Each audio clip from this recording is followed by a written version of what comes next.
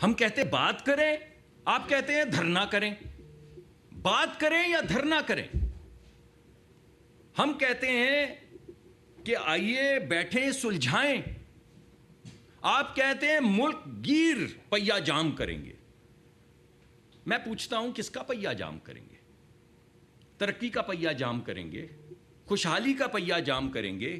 روزگار کا پہیا جام کریں گے؟ وفاقی حکومت نے ایک بار پھر پاکستان تحریک انصاف کو مذاکرات کی پیشکش کر دی.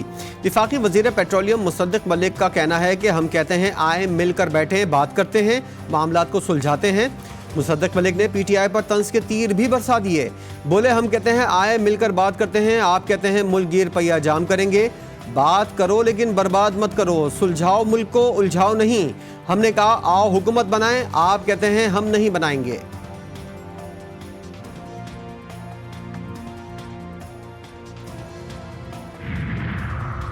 تحریک انصاف نے حکومت کی جانب سے مذاکرات کی پیشکش مسترد کر دی. اپنے ایک بیان میں chairman P T I barrister Gohar کہتے ہیں حکومت کا لہجہ انتہائی غیر پارلیمانی ہے. ایک جانب گرفتاریاں اور دوسری جانب مذاکرات کی دعوت. تحریک انصاف نون لیگ، پیپلز پارٹی اور ایم کیو ایم سے کبھی مذاکرات نہیں کرے گی.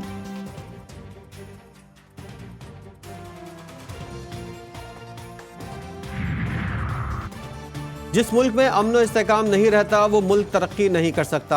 سازشی ٹولہ ایک بار پھر سی پیک 2 منصوبے کو ناکام بنانے کے لیے سرگرم. وفاقی وزیر احسن اقبال کا نارووال میں خطاب. بولے جیسے پہلے سی پیک کا اعلان ہوا دھرنے شروع ہو گئے. 2018 میں رجیم چینج کر کے ساری پالیسی کا یو ٹرن کر دیا گیا.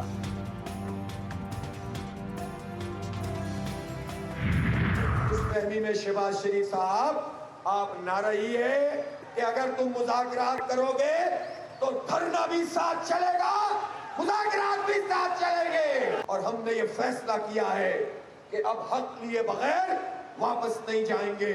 1-2 دن سے زیادہ مذاکرات کو طویل کیا تو پھر ہم پیش رفت کریں گے. مطالبات کی منظوری تک دھرنا جاری رکھنے کا اعلان. راولپنڈی میں دھرنے کے شرکاء سے خطاب میں حافظ نعیم الرحمان بولے مذاکرات بھی ساتھ چلیں گے، دھرنا بھی ساتھ چلے گا. یہ دھرنا پھر پارلیمنٹ سمیت ملک بھر میں ہو رہا ہوگا. حکومت کو صرف اقتدار بچانے کی فکر لگی ہوئی ہے. مزید کہا فساد کی سازش کی گئی لیکن ہم نے امن کو ترجیح دی.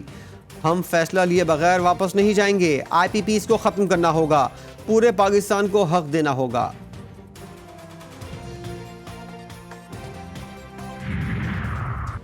حکومت نے جماعت اسلامی سے مذاکرات کے لیے 3 رکنی کمیٹی تشکیل دے دی. وفاقی وزیر اطلاعات عطا تارڑ طارق فضل چودھری امیر مقام کمیٹی میں شامل. کمیٹی جماعت اسلامی کے مطالبات سن کر وزیر اعظم کو آگاہ کرے گی.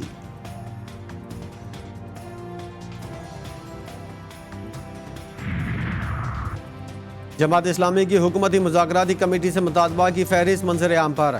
9 مطالبات سامنے رکھے جائیں گے. 500 یونٹ تک ماہانہ استعمال کرنے والے صارفین کو بل میں 50% رعایت. پیٹرولیم ڈیولپمنٹ لیوی ختم کرنے اور پیٹرولیم مصنوعات کی قیمتوں میں حالیہ اضافہ واپس لینے کا مطالبہ بھی شامل. عوام پاکستان پارٹی کے سیکرٹری جنرل مفتاح اسماعیل نے آج کے الیکٹرک کے آفس کے سامنے احتجاج کی کال دے دی. کہتے ہیں حکومت گھریلو صارفین کے بلز میں سخت گرم موسم کے 4 ماہ ایڈوانس انکم ٹیکس اور سیلز ٹیکس نہ لگائے تو بلز 24% کم ہو جائے گا. ہماری تجویز پر عمل ہوا تو بجلی کے بلز مجموعی طور پر 32% کم ہو جائیں گے. بجلی کی تقسیم کار کمپنیز میں تعینات ایف آئی اے افسران کی کارکردگی کا کیس. ایف آئی اے نے پاور ڈویژن کے سنگین الزامات مسترد کر دیے. ایف آئی اے کا سیکرٹری پاور ڈویژن کو خط میں الزامات پر اظہار تشویش.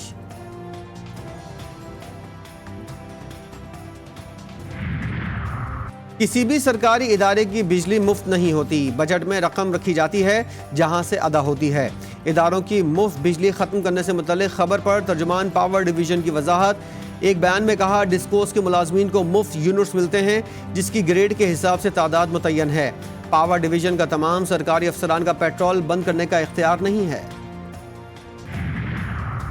اداروں سے درخواست ہے نیوٹرل ہو جائیں. وزیر اعلیٰ پختونخوا علی امین گنڈاپور کہتے ہیں وفاقی حکومت اندر کچھ اور باہر کچھ اور ہے. وفاق سے پیسہ نکلوا کر رہوں گا. وزیر اعلیٰ علی امین گنڈاپور نے صوبے بھر میں 1 لاکھ لوگوں کو سولر سسٹم فراہم کرنے کا اعلان کر دیا.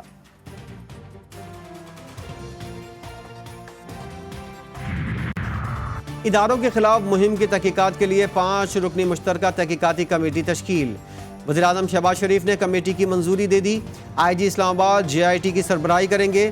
Director FIA cyber crime CTD کے SSP بھی کمیٹی میں شامل۔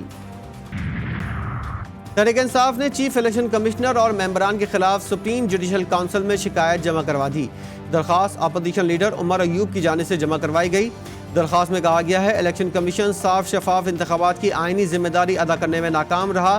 الیکشن کمیشن نے پری پول دھاندلی پر آنکھیں بند رکھیں۔ PTI اراکین کی پریس کانفرنس میں وفاداریاں تبدیل کرائی گئیں۔ الیکشن کمیشن نے نہ صرف PTI کو انتخابات سے باہر کیا بلکہ مخصوص نشستیں بھی چھین لیں۔ الیکشن کمیشن تحریک انصاف کے خلاف عدالتوں میں باقاعدہ فریق بنا ہوا ہے۔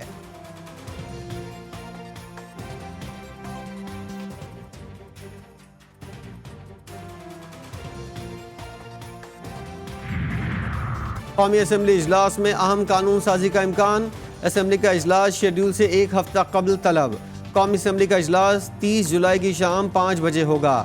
سپریم کورٹ کے مخصوص نشستوں سے متعلق فیصلے کے خلاف قرارداد منظور کرائے جانے کا امکان۔ پارلیمان کی بالادستی اور خود مختاری سے متعلق بجٹ بھی بحث بھی کروائی جائے گی۔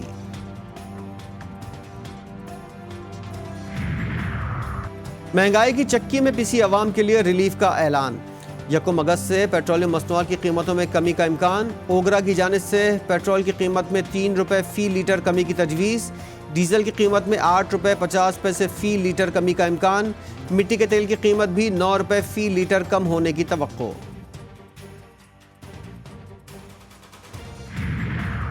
سیکیورٹی فورسز کا ٹانک میں خفیہ اطلاع پر مشترکہ آپریشن۔ ISPR کے مطابق شدید فائرنگ کے تبادلے میں 4 خارجی دہشت گرد ہلاک ہو گئے۔ ہلاک دہشت گردوں سے اسلحہ اور گولہ بارود بھی برآمد۔ غزہ میں ہر طرف تباہی، صہیونی فوج کی رفح میں گھر پر بمباری، 5 فلسطینی شہید۔ خان یونس میں صہیونی حملوں میں 18 فلسطینی جان سے گئے۔ صہیونی فوج کا ایک بار پھر خان یونس خالی کرنے کا حکم۔ شہداء کی مجموعی تعداد 39,175 ہو گئی۔ تل الہوا میں اسلامی جہاد اور القسام بریگیڈ کی مشترکہ کارروائیاں۔ صہیونی ٹینک میراکوا کو نشانہ بنایا گیا۔ مغربی کنارے میں صہیونی فوج کے حملے میں 1 فلسطینی زخمی، کئی گرفتار۔ 5 پاکستانی کو پیماؤں کا بڑا کارنامہ، 8,051 میٹر بلند چوٹی براڈ پیک سر کر لی۔ کو پیماؤں نے صبح 6 بجے براڈ پیک تسخیر کر کے سبز ہلالی پرچم بلند کیا۔ شگر کے نوجوان کو پیما سید ثقافت کا K2 اور ماؤنٹ ایوریسٹ کو بھی سر کرنے کا عزم۔ پیرس اولمپکس کے شوٹنگ مقابلوں میں پاکستانی کھلاڑی 10 میٹر ایئر پسٹل مقابلوں کے فائنل راؤنڈ میں جگہ بنانے میں ناکام۔ خواتین کے مقابلوں میں کشمالہ طلعت 31ویں پوزیشن جبکہ مینز ایونٹ میں گلفام کا 22واں نمبر رہا۔ اور پیرس اولمپکس میں چین نے پہلا طلائی تمغہ جیت لیا۔ مکس شوٹنگ مقابلوں میں چینی ٹیم نے 10 میٹر ایئر رائفل مقابلوں میں 12 کے مقابلے میں 16 کے اسکور سے جنوبی کوریا کو ہرا دیا۔ جنوبی کوریا کی ٹیم نے چاندی اور قازقستان نے کانسی کا تمغہ حاصل کیا۔